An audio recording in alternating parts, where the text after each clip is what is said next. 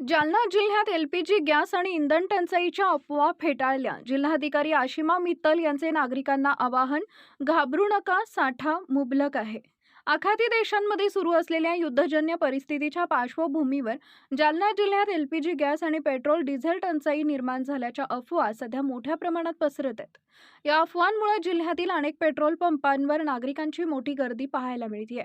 मात्र जिल्हाधिकारी आशिमा मित्तल यांनी या सर्व अफवांचं स्पष्टपणे खंडन केलंय. त्यांनी सांगितलंय की जिल्ह्यात एलपीजी गॅस, पेट्रोल आणि डिझेलचा पुरेसा साठा उपलब्ध असून पुरवठा पूर्णपणे सुरळीत आहे. काही पेट्रोल पंप चालकांकडून तेल कंपन्यांना देयके उशिरा दिल्यामुळे पुरवठ्यात थोडा विलंब झाला होता. मात्र याचा चुकीचा अर्थ काढून इंधन संपलं अशा अफवा सोशल मीडियावर पसरवण्यात आल्या.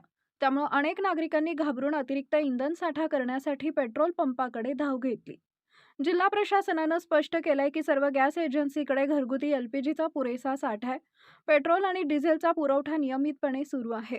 कोणतीही टंचाई भासणार नाही यासाठी पूर्ण नियोजन करण्यात आलंय.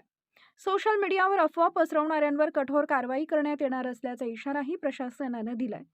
जिल्हाधिकारी आशिमा मित्तल यांनी नागरिकांना आवाहन केलंय की अफवांवर विश्वास ठेवू नका, घाबरून साठेबाजी करू नका, शांतता आणि संयम राखा.